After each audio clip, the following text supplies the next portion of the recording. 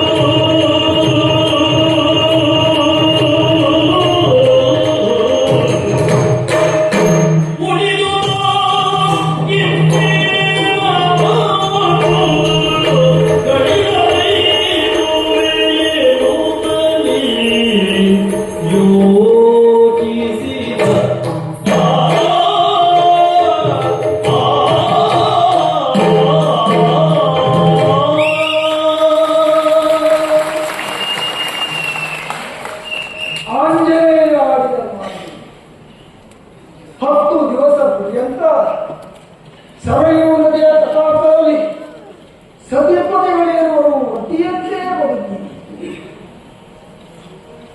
11ನೇ ದಿವಸ ಆ ಲಕ್ಷ್ಮಣ ಶೇಷರೂಪಿಯಾಗಿ ಸತಿ ಊರ್ಮಿಳೆಯನ್ನು ಸುತ್ತು ಬಳಸಿ ಸರಯೂ ನದಿಯಲ್ಲಿ ಮಾಯವಾಗಿರುವುದ ಲಕ್ಷ್ಮಣ ಲೋಕದ ಮಾಯೆಯನ್ನು ದಾಟಿ ಮೂಲವನ್ನು ಸೇರಿದ. ಜೀವನದಲ್ಲಿ ರಾಮ ಅನುಭವಿಸುವ ಕಷ್ಟ ಏನು? ಲಕ್ಷ್ಮಣನ ಕಷ್ಟಕ್ಕೆ ಹೋಲಿಸಿದ್ರೆ ರಾಮನ ಕಷ್ಟ ಕಷ್ಟವೇ ಅಲ್ಲ. 14 ವರ್ಷ ಪರ್ಯಂತ ಅನ್ನ ಆಹಾರಾದಿಗಳನ್ನು ತೊರೆದು ನಮ್ಮ ಪರ್ಣ ಕುಟೀರವನ್ನು ಭದ್ರವಾಗಿ ರಕ್ಷಿಸಿಕೊಂಡಿರುವಂತಹ ಕಷ್ಟ ಸಾಮಾನ್ಯ ಕಷ್ಟವೇ ಅದು. ಇಂದ್ರಜಿತನಿಗೆ ಬರುವಂತೆ ಯಾವ 12 ವರ್ಷ ಪರ್ಯಂತ ಅನ್ನ ಆಹಾರಾದಿಗಳನ್ನು ತೊರೆದು ಇರ್ತಾನೋ ಅವನಿಂದ ಮಾತ್ರ ಮರಣ. ಹಾಗಾದ್ರೆ ಅವನಿಗೆ ಮರಣವನ್ನು ಕೊಟ್ಟವ ಲಕ್ಷ್ಮಣ. ರಾಮನಿಂದ ಸಾಧ್ಯ ಆದ ಕಾರ್ಯ ಅಲ್ಲ. ಅಪ್ಪ ಆ ಇಂದ್ರಾಣಿಯನ್ನು ಕೊಲ್ಲುವುದು ಸುಲಭವೇ.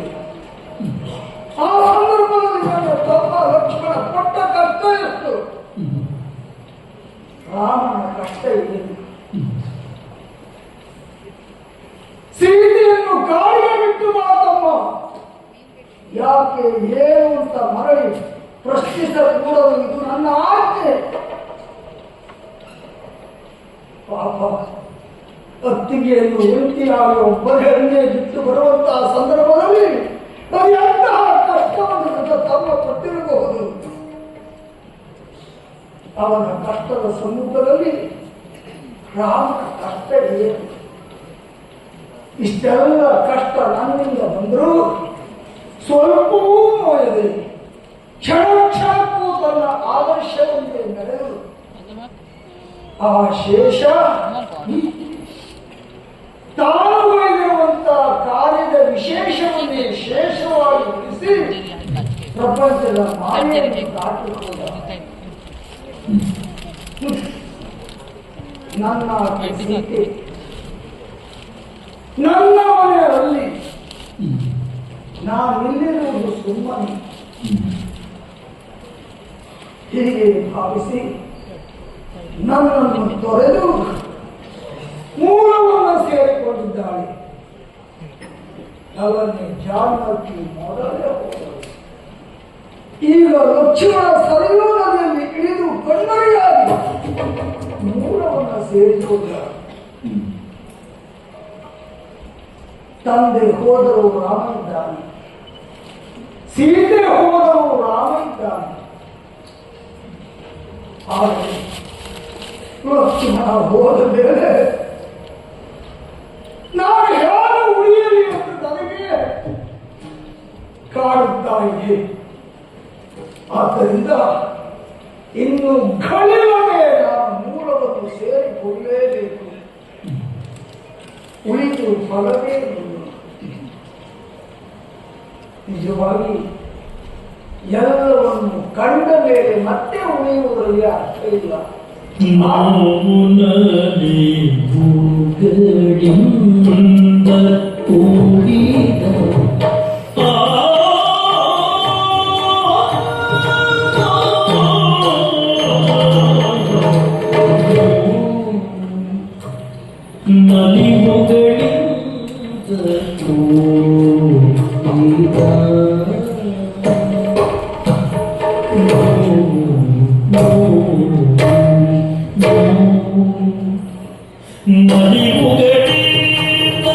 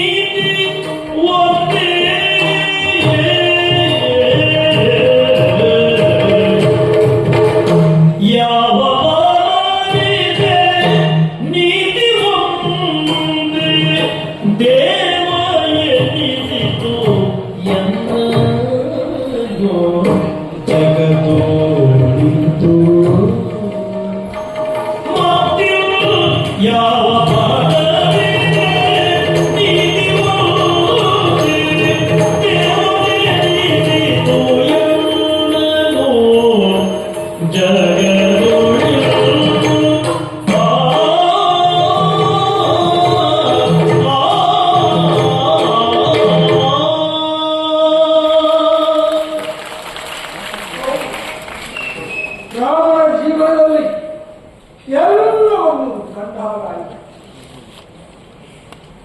ಒಂದು ಕಾಲದಲ್ಲಿ 13 ವರ್ಷದಲ್ಲಿರುವಂತಹ ಸಂದರ್ಭ, ವಿಶ್ವಾಮಿತ್ರ ಮಹರ್ಷಿಗಳ ಆಗಮನ. ತಂದೆಯವರು ಅವರ ಅಪೇಕ್ಷೆಯನ್ನು ತಿಳಿದಾಗ ಎತ್ತ ಸಂರಕ್ಷಣೆಗಾಗಿ ರಾಮಲಕ್ಷ್ಮಣರನ್ನು ಕಳುಹಿಕೊಡುವುದು. ತಂದೆಯವರಿಗೆ ನೋವಾಗಿರಬಹುದು, ನಿಜವಾಗಿ ಅದು ನನಗೆ ಮುಳುಗಿದ ಸಂದರ್ಭ. ಮಾರ್ಗ ಮಧ್ಯದಲ್ಲಿ ಹಸಿವು ಬಾಯಾರಿಕೆ ಆಗದೇ ಇರುವಂತ ಮಲಾದಿಗಳಾಗಿರುವಂತಹ ವಿಶೇಷವಾದಂತಹ ವಿದ್ಯೆಯನ್ನು ಅನುಗ್ರಹಿಸಿದರು. ಪ್ರಶಾಶ್ವತವಾದಂತ 55 ಸಜೀವ ಶರಗಳು, ಆಧ್ಯಾತ್ಮವರ್ತಿ ಬಾಣಗಳು, ವಿದ್ಯುಲ್ಕಾಸ್ತ್ರಗಳನ್ನು ನನಗೆ ಅನುಗ್ರಹಿಸಿದರು. ಇದು ಮುಳುಗಿನ ಸಂದರ್ಭ. ಸೀತಾ ಕಲ್ಯಾಣವೋ, ಪರಶುರಾಮ ಗರ್ವವೊಂದು, ಇದೆಲ್ಲವೂ ನನ್ನ ಪಾಲಿಗೆ ನೈವಿನ ಸಂದರ್ಭ. ಆದರೆ ಸರಸ ಜನನ ವಿರಸ ಮರಣ ಸಮರಸವೇ ಜೀವನ. ಕೇವಲ ಬದುಕಿನಲ್ಲಿ ಸಿಹಿ ಒಂದನ್ನೇ ಅನುಭವಿಸುತ್ತಾ ಕಾಲವನ್ನು ಕಳೆದರೆ ಅದು ಜೀವನವೇ ಅಲ್ಲ, ಕಹಿ ಅನುಭವವೂ ಆಗಿರಬೇಕು. ಸಿಹಿ ಕಹಿಗಳ ಅನುಭವವನ್ನು ಹೊಂದಿ ಪರಿಪೂರ್ಣವಾದಂತಹ ಬದುಕನ್ನು ಸಾಗಿಸಿದರೆ ಮಾತ್ರ ಅದು ನಿಜವಾದ ಬದುಕು, ಬದುಕಿಗೆ ನಿಜವಾದ ಅರ್ಥ. ಆಮೇಲೆ ನೋವು, ತಂದೆಯವರ ಮರಣದ ವಾರ್ತೆ, ಸೀತಾಪಹರಣದ ವಾರ್ತೆ, ಆಮೇಲೆ ಸೀತೆಯನ್ನು ತ್ಯಜಿಸಬೇಕಾದಂತಹ ಸಂದರ್ಭ, ಸೀತೆ ಭೂಗತವಾಗುವಂತಹ ಸಂದರ್ಭ, ಸಾಲು ಸಾಲಾಗಿ ನೋವನ್ನು ಅನುಭವಿಸಬೇಕಾದಂತಹ ಕಾಲಗಳು ಎಲ್ಲವನ್ನು ಸಮಚಿತ್ತದಿಂದ ಸ್ವೀಕರಿಸಿದ್ದೇನೆ, ಗ್ರಹಿಸಿದ್ದೇನೆ, ಅನುಭವಿಸಿದ್ದೇನೆ, ಆಚರಿಸಿದ್ದೇನೆ. ಹಾಗಾದ್ರೆ ಇನ್ನು ಬದುಕಿನ ಯಾಕೆ, ಬದುಕಿನ ಫಲ ಏನು? ಎಲ್ಲವನ್ನೂ ಕಂಡ ಮೇಲೆ ಯಾವ ವ್ಯಕ್ತಿಯು ಮತ್ತು ಮತ್ತು ಮತ್ತು ಮತ್ತು ಬದುಕಬೇಕು ಅಂತ ಹಂಬಲವನ್ನು ಪಡಬಾರದು.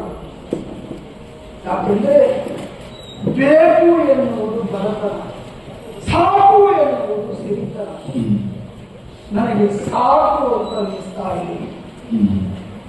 ಈ ಪ್ರಪಂಚ ಪಂಚಭೂತಾತ್ಮಕವಾದಂತಹ ಮೃಣಮಯ ಶರೀರವನ್ನ ಹೊಂದಿ ತಾಯಿ ಅಂತ ಮಗನಾಗಿರುತ್ತಿದ್ದರು ನನ್ನನ್ನು ದೇವ ದೇವ ದೇವ ದೇವ ಎಂದು ಕೊಂಡಾಡುತ್ತಾ ಇದ್ದೀನಿ. ಎಷ್ಟೋ ಸಂದರ್ಭದಲ್ಲಿ ನಾನು ಮನುಷ್ಯ ಋಷಿಮುನಿಗಳ ಸಮ್ಮುಖದಲ್ಲಿ ಸ್ಪಷ್ಟವಾಗಿ ನಿರ್ಧರಿಸಿದ್ದೇನೆ. ಅವರು ಅಲ್ಲ ಅಂತ ಹೇಳುವುದು, ನಾನು ಹೌದು ಅಂತ ಹೇಳುವುದಿಲ್ಲ. ಆದರೆ ಪ್ರತಿಯೊಬ್ಬ ಮಾನವನು ದೇವನಾಗುವುದಕ್ಕೆ ಸಾಧ್ಯ ಎನ್ನುವುದನ್ನು ನಾನು ಮನಗಂಡಿದ್ದೇನೆ. ನಿಜವಾಗಿ ಕಾಲೆಳೆಯುವವರ ನಾಯಕನಾಗುವುದಕ್ಕಿಂತಲೂ ಕೈ ಹಿಡಿಯುವವರ ಸೇವಕನಾಗುವುದೇ ಶ್ರೇಷ್ಠ. ದುಷ್ಟರ ತಲೆಯ ಮೇಲಿನ ಕಿರೀಟ ಆಗುವುದಕ್ಕಿಂತಲೂ ಶಿಷ್ಟರ ಪಾದದ ಅಡಿಯಲ್ಲಿ ಪಾದುಕೆಯಾಗುವುದೇ ಶ್ರೇಷ್ಠ. ಇದನ್ನು ಚೆನ್ನಾಗಿ ನಾನು ಮನಗಂಡಿದ್ದೇನೆ. ಹಾಗಾಗಿ ನನ್ನ ಈ ರೀತಿಯಲ್ಲಿ ಪ್ರಪಂಚ ನನ್ನನ್ನು ದೇವ ಎನ್ನುವ ಮಟ್ಟಕ್ಕೆ ಏರಿಸಿದೆ. ಮುಂದೆ ನೀವು ಬದುಕಬೇಕೆಂಬ ಆಸೆ ಮುಂದೆ ಹಿಂದಕ್ಕೆ ತಲೆಗೆ ಬಾಣ ಮೋನದಂತೆ ಒಂದೇ ಬುದ್ಧಿಯೊಳಲ್ಲ ಸತ್ಯವ ಬಿಡದೆ ಚಂದವಾಗಿರುವುದು ಸರ್ವರೂ ಕಡಿಮೆ. ಇದು ವಾಲಿ ಪರಿತಪಿಸುತ್ತಿರುವಂತಹ ಸಂದರ್ಭದಲ್ಲಿ ನಾನಾಡಿದ ಮಾತು. ನಿಜವಾದ ನನ್ನ ಧ್ಯೇಯ ಎಲ್ಲರೂ ಒಂದೇ ಬುದ್ಧಿಯಲ್ಲಿ ಚಂದವಾಗಿ ಇರಬೇಕೆನ್ನುವಂತಹ ಕೌಟುಂಬಿಕ ಪ್ರಜ್ಞೆಯನ್ನು ಅನವರತ ಉಳಿಸಿಕೊಂಡು ಬಂದವನು. ರಾವಣನಿಯು ಕಟ್ಟಕಡೆಯಲ್ಲಿ ಹೇಳಿದ ಮಾತು ಅದೇ, ಸೀತೆಯನ್ನು ಬಿಟ್ಟು ಶರಣಾಗತರಾದರೆ ಔದಾರ್ಯದಿಂದ ನಿಮಗೆ ಬದುಕುವುದಕ್ಕೆ ಅವಕಾಶವನ್ನು ಕಲ್ಪಿಸಿಕೊಡುತ್ತೇನೆ. ಇಲ್ಲಿಯವರೆಗೆ ಲಂಕಾ ಪಟ್ಟಣವನ್ನಾಡಿರುವಂತಹ ನಿನಗೆ ಮರಳಿಗಳನ್ನು ಕೊಡುವುದಕ್ಕೆ ಸಾಧ್ಯವಿಲ್ಲ. ಈಗಾಗಲೇ ವಿಭೀಷಣನಿಗೆ ಪಟ್ಟವನ್ನು ಕಟ್ಟಿ ಆಗಲಿ. ಆದರೆ ಸಾಮಾನ್ಯರಲ್ಲಿ ಸಾಮಾನ್ಯನಾಗಿ ನಿನ್ನಂತ ಒಬ್ಬ ಚಕ್ರವರ್ತಿಯಾಗಿ ನಡೆದವ ಇರಕೂಡದು ಎನ್ನುವಂತಹ ಪ್ರಜ್ಞೆ ನನಗುಂಟು. ಗೋಳುಗೊಂಬೆ ಅಯೋಧ್ಯೆಯನ್ನು ಪಾರಂಪರಿಕವಾಗಿರುವಂತಹ ಅಧಿಕಾರ ನನಗೇ ಪ್ರಾಪ್ತವಾಗಿದೆ. ನನ್ನ ಪ್ರತಿನಿಧಿಯಾಗಿ ತಮ್ಮ ಭರತ ಆಳುತ್ತಾ ಇದ್ದಾನೆ. ಆದ್ದರಿಂದ ನನ್ನ ಅಯೋಧ್ಯೆಯ ಅಧಿಕಾರವನ್ನು ನಿನಗೇ ಬಿಟ್ಟುಕೊಡ್ತೇನೆ. ಆದರೆ ಚಂದವಾಗಿರುವುದು ಸರ್ವರು ಕಡೆಗೆ, ಎಲ್ಲರೂ ಚಂದವಾಗಿರಬೇಕು. ಯಾರು ಈ ಭಾವವನ್ನು ಹೊಂದಿರ್ತಾರೋ ಅಂತ ಮಾನವ ಮಾಧವನಾಗಬಲ್ಲ, ಅಂತ ನರ ಹರನಾಗಬಲ್ಲ. ಈ ನೀತಿಯನ್ನು ಪ್ರಪಂಚಕ್ಕೆ ನಾನು ಸಾರಿದ್ದಾಯಿತು. ಮೂಲವನ್ನು ಸೇರುವುದಕ್ಕಾಗಿ ಕೊಟ್ಟ ಮಾತ್ರದಂತೆ ನಾಳೆ ಸೂರ್ಯೋದಯಕ್ಕೆ ಸರಿಯಾಗಿ ಹೊರಡಲೇಬೇಕಾಗಿದೆ. ನನ್ನ ಕರ್ತವ್ಯ ಇನ್ನೂ ಒಂದಿದೆ.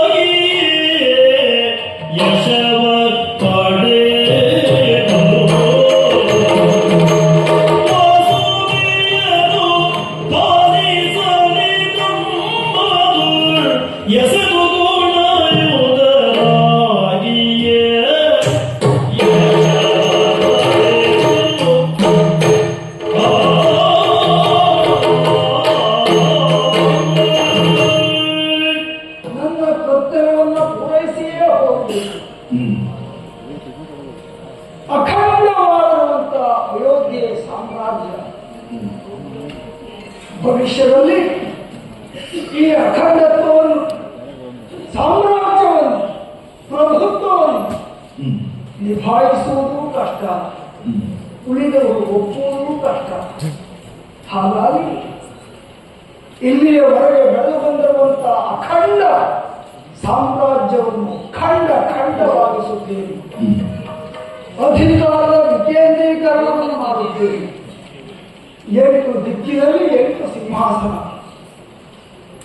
ನನ್ನ ಮಕ್ಕಳು ಬೇರೆ 2 ಸಿಂಹಾಸನ, ಲಕ್ಷ್ಮಣನ ಮಕ್ಕಳು ಬೇರೆಗೆ 2 ಸಿಂಹಾಸನ, ಭರತನ ಮಕ್ಕಳು ಬೇರೆಗೆ 2 ಸಿಂಹಾಸನ, ಶತ್ರುಘ್ನನ ಮಕ್ಕಳು ಬೇರೆಗೆ 2 ಸಿಂಹಾಸನ. ಹೀಗೆ 8 ದಿಕ್ಕಿನಲ್ಲಿ 8 ಸಾಮ್ರಾಜ್ಯ, 8 ಸಿಂಹಾಸನ ಆಳುವುದಕ್ಕೆ ನಮ್ಮ ಮನೆಯ ಮಕ್ಕಳಿಗೆ ಬಿಟ್ಟು ಕೊಡುತ್ತಾ ಇದ್ದೇನೆ.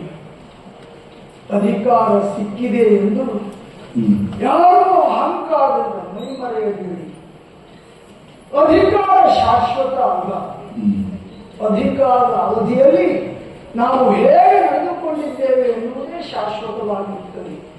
ಹಾಗಾಗಬೇಕು ಅಂತಾದರೆ ಗುಣಯುತರಾಗಿ ಬಾಳಬೇಕು.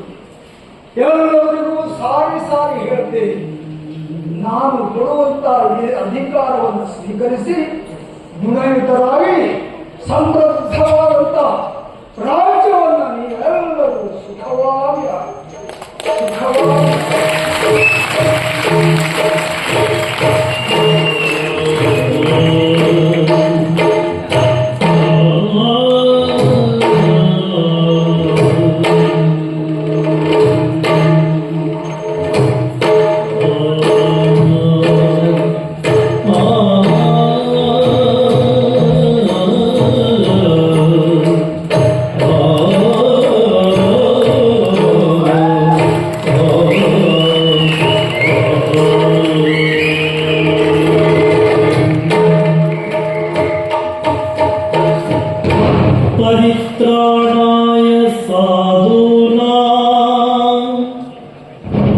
विनाशाय च दुष्कृताम्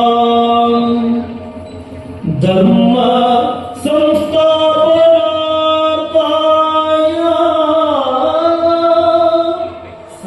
संभवामि युगे